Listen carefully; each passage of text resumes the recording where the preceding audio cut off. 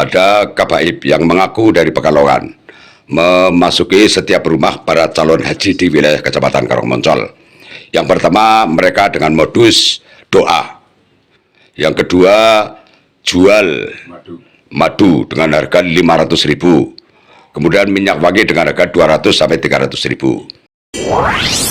TV Al-Waha, Hot Inspiration. Assalamualaikum warahmatullahi wabarakatuh. Sedulur TV Al-Waha dimanapun Anda berada dari kawasan Sejuk Pundiwah Kerajaan, Kecamatan Bojong, Kabupaten Tegal, Jawa Tengah, inilah channel TV Al-Waha, Hot Inspiration. Kembali bersama saya, Bahril Ulum, dalam segmen acara Sorotan Bahril, menyorot dengan hati, membahas dengan teliti.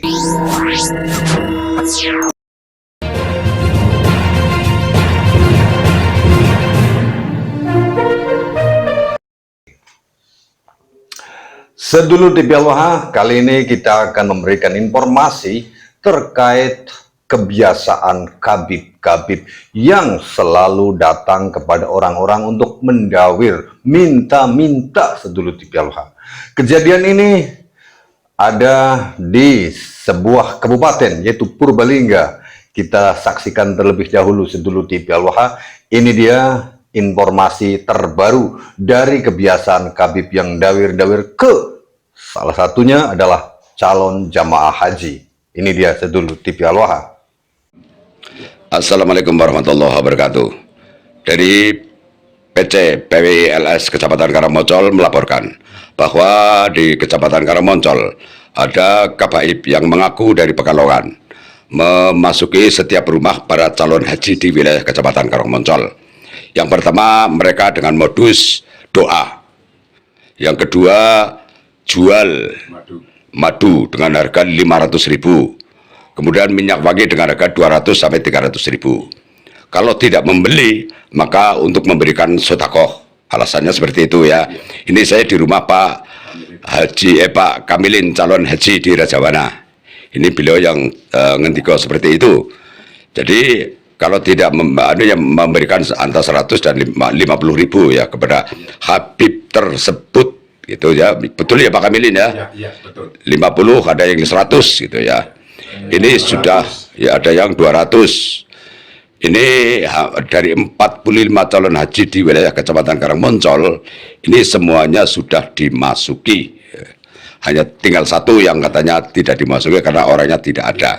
Tapi justru yang orangnya tidak ada tadi dijadikan modus bahwa yang tidak ada tadi katanya sudah memberi 500.000. Ini kepada para calon haji. Ini kabib dari Pekalongan, seorang kabib bersama sopirnya ini operasi di wilayah Kecamatan Karangmoncol.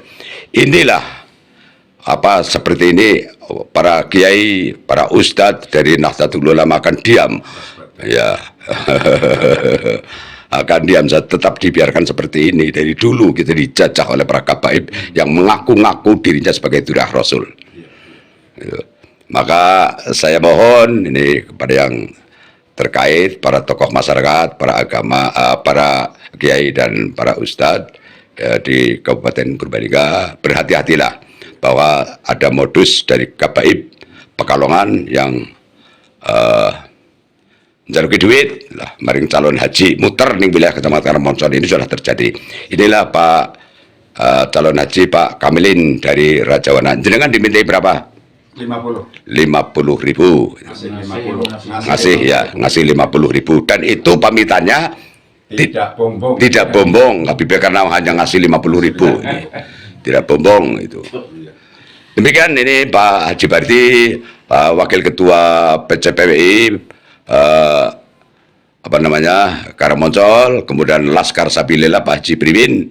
Kita bersama-sama di rumahnya Bapak Kamilin Rajawana. Dari kami untuk melaporkan PCPWI Laskar Sabilillah Kecamatan Karangmoncol. Wassalamualaikum warahmatullahi wabarakatuh. Waalaikumsalam warahmatullahi wabarakatuh. Nah, itu dia, sedulur TV Al-Waha, informasi dari Purbalingga. Di Karangmoncol, seharusnya ini Habib namanya dikatakan ya. Yang kasih informasi ini nggak menyebutkan nama Habibnya yang dari Pekalongan itu Habib siapa. Sebab dulu ini saya jadi melihat video ini, melihat kejadian laporan dari Purbalingga ini, saya jadi teringat dahulu ketika masih banyak setiap hari, hampir tiap hari itu ada Habib-Habib yang datang ke rumah saya. Jumlahnya bukan satu, sekali datang kadang 3, 2, 3, 5, bahkan seringkali terjadi yang 2 belum pulang, datang lagi 2 jadi 4, yang 4 belum pulang, datang lagi 3 jadi 7, sampai kumpul, sampai akhirnya saya ngomong, udah silahkan mulai tahlilnya, kan udah kumpul. Dan itu semuanya kumpul itu minta dikasih amplop beserta isinya semuanya. Kalau amplop kosong sih mending ya, dulu di bawah, tapi harus ada isinya. Begitu isinya sedikit dibuka di depan saya, masa segini? Saya bilang loh, itu akan banyak orang yang datang. Masa saya harus satu orang 50, kalau 100 sehari 100 orang gimana coba? Ini masih pagi sudah datang begitu banyak orang, sampai sore bisa jadi nanti ada tambah lagi. Bagaimana coba? Selalu saya jawab seperti itu. Nah, dulu TV Aloha, terkait dengan video yang barusan Anda saksikan bahwa ada calon-calon jamaah haji, ini saya jadi teringat masa lalu. Menjelang pelaksanaan ibadah haji, biasanya itu di bulan Syawal, itu Habib-Habib yang datang ke rumah saya selalu bertanya siapa saja yang mau berangkat haji. Di sini siapa saja yang mau berangkat haji. Karena saya waktu itu adalah orang yang selalu didatangi oleh Habib Sedulur TV Aloha, ya saya informasikan, saya katakan ini yang mau berangkat haji di daerah saya itu, yang sepengetahuan saya datanya ini. Saya kasih datanya kepada mereka para Habib, dan mereka pasti mendatangi satu persatu. Mereka katakan mungkin tahu informasi dari saya atau tidak, yang jelas mereka pasti akan datang. Dan ketika saya datang bersilaturahim kepada calon jamaah haji ini, mereka juga cerita bahwa kemarin ada Habib ini. Saya tidak menyebutkan bahwa mereka datang kepada si Habib itu, datang kepada si calon jamaah haji itu, saya ngasih tunjuk alamatnya, saya ngasih tahu siapanya. Jadi saya sekarang itu jujur ada rasa bersalah. Tapi ketika itu kan saya memang masih mengakui bahwa Habib itu sebagai keturunan Nabi Muhammad ya. Nah, Sedulur TV Aloha, jadi informasi ini sangat penting bagi Anda semuanya yang saat ini sudah mendapatkan jatah untuk berangkat ibadah haji.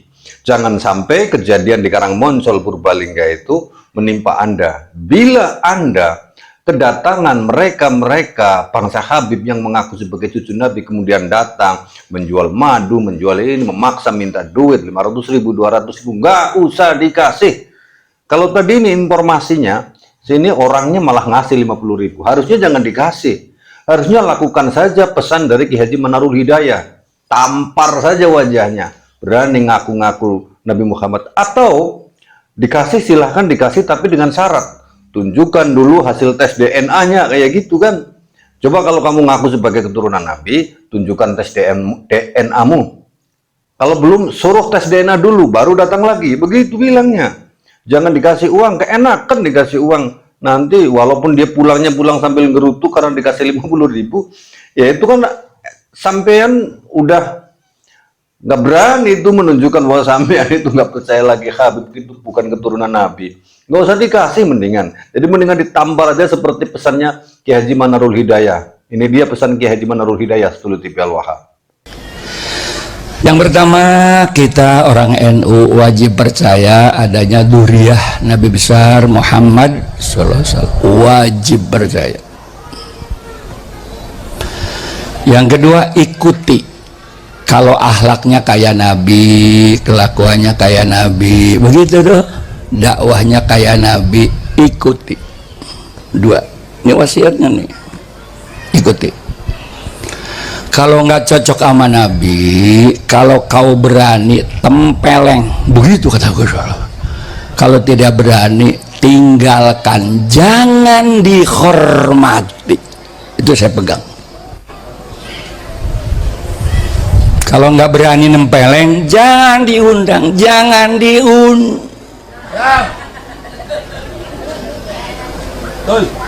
Udah itu patokan kita, betul Pak, betul. Nah kalau yang benar mah jangankan Nabi, durian Nabi, monyet kalau ngomong judi online hukumnya haram, ikuti itu walaupun monyet. Atau rakyat-rakyat jangan judi online, kata kambing nih. Kenapa? Karena sudah diwakili oleh DPR MPR begitu. Ya Allah.